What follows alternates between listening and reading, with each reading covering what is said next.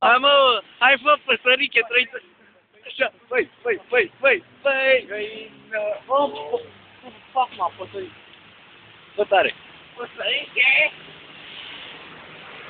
Păsăriche! Să mă înțeleg!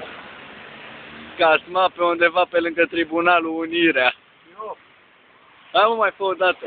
Așa, ce le zici publicului? Păsăriche. Ce zici publicului, adică? Îi put în aripă. Ai pus în aripă? Adică oamenii au așa aripi în spate, nu? Da. Sigur au? Sigur.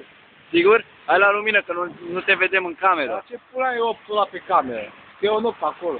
Pentru că eu sunt 8. Eu să vine mașină, bă, Și poate să vină și mașina fulii. Ia mă, vine vreo mașină, vedeți, aici? Nu. Bă, păsăriche, unde ești?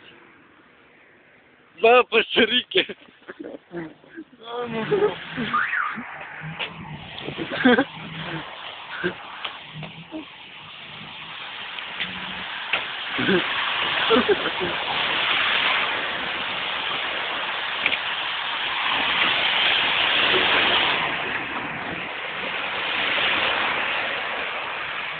Și acum gata. Vă mulțumim pentru atenție, pa!